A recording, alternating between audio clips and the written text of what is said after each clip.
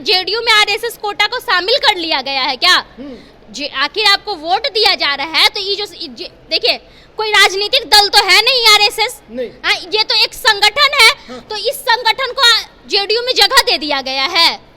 तो जिस संगठन पे पता नहीं कितने सारे दाग लगे हुए हैं, जो संगठन 56 साल तक तिरंगा अपने मुख्यालय पे नहीं लगाया, इसको राजनीतिक दल में कैसे ही शामिल कर रहे हैं? अशोक चौधरी के जमाई है, अशोक चौधरी के जमाई। तो क्या अशोक चौधरी सपना देख रहे हैं क्या कि अपने जमाई को सीएम बना देंगे?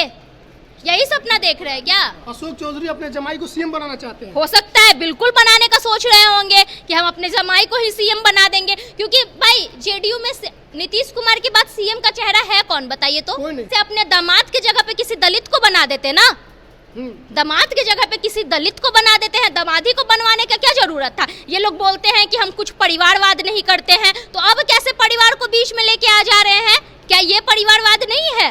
अशोक चौधरी के दामाद को न्यास बोर्ड में अध्यक्ष बनाए जाने के बाद से काफी बवाल मचा हुआ है। तेजस्वी यादव ने कहा कि मुख्यमंत्री को जमाई आयोग बना देना चाहिए, लेकिन इस पर अशोक चौधरी ने जो जवाब दिया कि मेरा दामाद जो है जेडीयू कोटे से नहीं आरएसएस कोटे से न्यास बोर्ड में गया है, तो क्या नीतीश कुमार अब अपने कोटा में आरएसएस का भी कोटा रख रहे हैं? इसी पर बवाल छिड़ा हुआ है। करिश्मा मेरे साथ है। अब नीतीश कुमार आरएसएस का भी कोटा अपने सरकार में रखे हुए हैं। हमको तो सबसे पहले जब हम इस न्यूज को देखे तो हमको समझ में नहीं आया कि आरएसएस में भी कोटा होता है, आरएसएस में भी कोटा होता है। हमको तो सबसे पहले ये समझ में नहीं आया। और जेडीयू में आरएसएस कोटा को शामिल कर लिया गया है क्या? आखिर आपको वोट दिया जा रहा है तो ये जो देखिए कोई राजनीतिक दल तो है नहीं आरएसएस, ये तो एक संगठन है। तो इस संगठन को जेडीयू में जगह दे दिया गया है। तो अशोक चौधरी तो ही बोल रहे हैं। क्या बोल रहे हैं? आरएसएस कोटा से उनका दामाद बना हुआ है। आरएसएस तो वही तो बोल रहे हैं, तो जेडीयू ने जगह दिया तब तो संगठन को बताइए। संगठन ये जो जिस संगठन पे पता नहीं कितने सारे दाग लगे हुए हैं, जो संगठन 52-53 साल तक तिरंगा अपने मुख्यालय पे नहीं लगाया, इसको राजनीतिक दल में कैसे ही शामिल कर रहे हैं? तो नीतीश कुमार कहते हैं कि हम सेकुलर हैं, फिर जिस पर आरोप लगता है देखिए धीरे धीरे सामने चेहरा आ रहा है कि कितना सेकुलर है। तो कहीं से तो तेजस्वी यादव ने गलत नहीं कहा है। और भाई बताइए, ये तो अशोक चौधरी के जमाई है, अशोक चौधरी के जमाई। तो क्या अशोक चौधरी सपना देख रहे हैं क्या कि अपने जमाई को सीएम बना देंगे? यही सपना देख रहे हैं क्या? अशोक चौधरी अपने जमाई को सीएम बनाना चाहते हैं? हो सकता है, बिल्कुल बनाने का सोच रहे होंगे कि हम अपने जमाई को ही सीएम बना देंगे। क्योंकि भाई जेडीयू में नीतीश कुमार के बाद सीएम का चेहरा है कौन, बताइए तो? कोई नहीं। कोई नहीं है जेडीयू के बाद। जेडीयू में नीतीश कुमार के पास बाद सीएम का चेहरा। ये लोग कभी भी चिराग पासवान को तो बनाएंगे नहीं, चाहे वो इनके गठबंधन में हो या ना हो। चिराग पासवान को ये लोग नहीं बनाने वाले। तो हो सकता है कि ये सोच रहे होंगे कि हम अपने दामाद को ही सीएम बनाएंगे आगे चल के।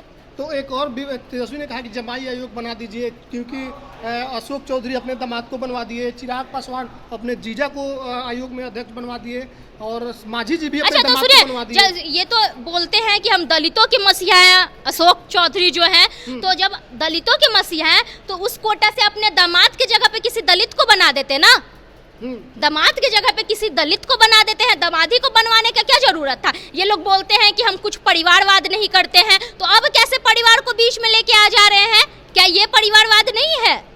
ये परिवारवाद है, बिल्कुल परिवारवाद है। एक और मामला चल रहा है कि लालू यादव ने बाबा साहब का अपमान कर दिया। आपको लग रहा है कि ऐसा हुआ? देखिए लालू यादव कहाँ से बाबा साहब का अपमान कर दिए? लालू यादव तो ये हम बोलेंगे कि लालू यादव यहाँ पे लालू यादव जी जो हैं उन्होंने वंचित शोषित लोगों को उनका हक दिया है। बाबा साहेब का जो कानून लिखा हुआ था उसको सही मायने में अगर बिहार में कोई लागू करवा पाए तो वो लालू यादव करवा पाए। तो लालू यादव कैसे बाबा साहब का अपमान कर सकते हैं? भाजपा के लगातार बड़े बड़े नेता माफी मांगने की बात कर रहे हैं। क्यों?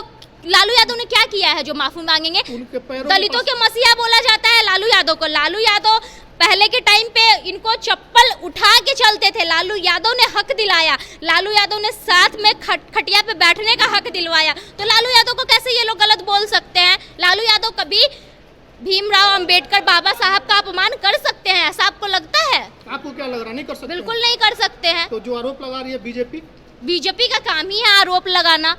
बीजेपी पहले खुद अपने में तो झांक के देखे कि हम क्या कर रहे हैं, उसके बाद किसी और पे आरोप लगाएं। वो तो खुद जो है बीजेपी किसकी पार्टी है आपको भी पता है। किसकी पार्टी? जैसे अब जेडीयू में भी आरएसएस को जो आरएसएस का कोटा मिलाया जा रहा है, और आपको पता नहीं है कि बीजेपी पार्टी कौन चलाता है? कौन चलाता है? सबको पता है, बोलने की क्या जरूरत है? कमेंट में लोग बता देंगे कि कौन चलाता है, बीजेपी किसके इशारों पे काम करती है, कमेंट में लोग बता देंगे। तो ये सही है क्या? नीतीश कुमार अब सेकुलर माने जाएंगे आरएसएस का कोटा बनाने के बाद? देखिए, अगर आरएसएस का कोटा, देखिए नीतीश कुमार का ऐसा नहीं है कि नीतीश कुमार ने काम नहीं किया है, बहुत सारा उन्होंने काम किया है। यहाँ तक कि नीतीश कुमार को लोग सेकुलर मानते हैं, लेकिन इस तरह से मुझे लगता है कि नीतीश कुमार जी अब जेडीयू नहीं चला रहे हैं, जेडीयू कोई और चला रहा है। ठीक है, नीतीश कुमार सिर्फ एक चेहरा रह गया है, बाकी जेडीयू कोई अपने स्तर से चला रहा है। और जब आरएसएस का कोटा जब बात बोला जाता है कि जमाई को कोटा दे दिया गया है, तो ये समझ जाइए कि आरएसएस का कोटा यहाँ पे शामिल कर लिया गया है। तो लोग तो है धीरे धीरे कटेंगे ही ना, सारे लोग कटेंगे नीतीश कुमार से धीरे धीरे। और नीतीश कुमार का जो सेकुलर छवि था वो कहीं ना कहीं धीरे धीरे घटता जा रहा है। चलिए, तो जमाई आयोग और लालू यादव ने अंबेडकर का अपमान किया, इस पर करिश्मा सिंह ने अपना बयान दिया है, इस पर आपकी क्या प्रतिक्रिया है? कमेंट करके जरूर बताएं।